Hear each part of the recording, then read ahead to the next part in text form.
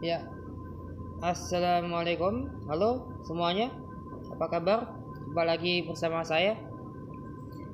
Kali ini kita akan membahas sedikit tentang manfaat dari aksi advokasi sosial, advokasi publik. Kenapa sih kita harus melakukan advokasi publik atau advokasi sosial? Kita harus menyuarakan suara publik, public interest, yaitu kepentingan bersama.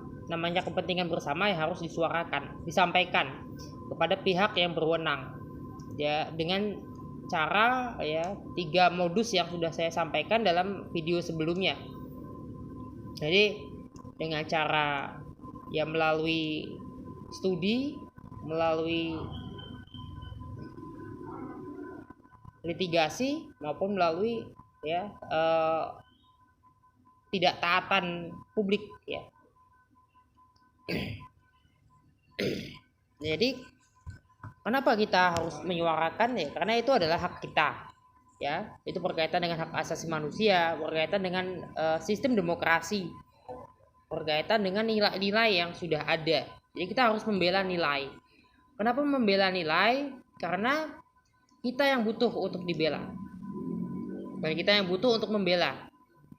Ya, ketika kita membela something, membela sesuatu, membela seseorang, membela sesuatu nilai, membela kaum yang tertindas, ya itu adalah untuk diri kita sendiri. Ya, ketika Anda melihat ada seseorang ya yang tertindas, misalnya ada satu orang ya anak kecil ya misalnya yang dibully, dirundung oleh teman-temannya, Anda melerai, mencoba untuk menyelamatkan anak itu dari perundungan adalah satu tindakan yang itu untuk diri Anda sendiri, bukan untuk orang lain, bukan untuk anak itu. Anak itu nggak butuh dibela loh. Ini serius, anak itu nggak butuh dibela, Anda yang butuh membela dia. Kenapa begitu? Ya, Anda yang butuh membela dia, dan Anda tidak sedang menyelamatkan anak itu. Ketika ada seorang anak dibully, dirundung, Anda menyelamatkannya, Anda menolongnya, membelanya, Anda tidak membela atau menolong, menyelamatkan seorang anak kecil yang dibully. Anda menolong pelaku dari berbuat zalim. Anda menolong diri Anda dari membiarkan kezaliman. Nah, begitu pula dengan ketika kita memprotes, menyampaikan protes kepada pemerintah, menyampaikan advokasi publik.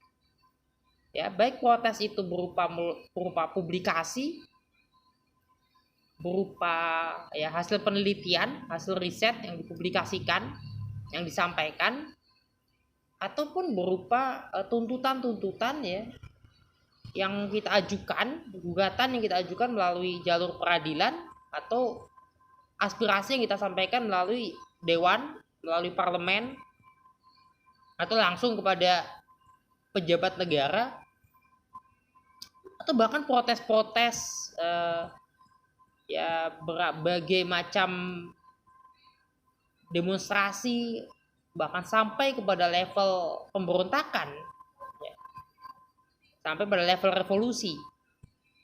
Itu semuanya sebetulnya ya demi kepentingan publik.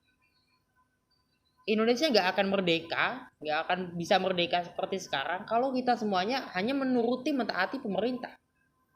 Ya, bayangkan kalau Gubernur Jenderal Carda sedang membangun negeri ini, ya janganlah memberontak kepada Gubernur Jenderal. Misalnya, sudahlah turuti saja, itu pemerintah kita. Akibatnya bagaimana? Ketika ya pemerintahan yang salah, imperialisme, kolonialisme malah dibela, akibatnya adalah ya perusakan, ya kekacauan. Akibatnya Anda tetap sebagian dari Anda dizalimi, dan itulah yang terjadi. Ya. Jadi merdeka ya karena itu. Merdeka adalah karena pemberontakan menurut sisi penjajah, dan revolusi menurut sisi yang terjajah. Revolusi menurut sisi yang terzalimi. Ya, reformasi menurut sisi kita karena kita sudah memenangkannya. Ya, demokratisasi ini proses yang kita menangkan dan harus kita jaga bersama. Itu kenapa kita harus melakukan advokasi publik. Sesederhana itu. Kalau tidak, reformasi ini runtuh sendiri. Karena rakyatnya yang tidak menjaga itu. Ya, disitulah kuncinya.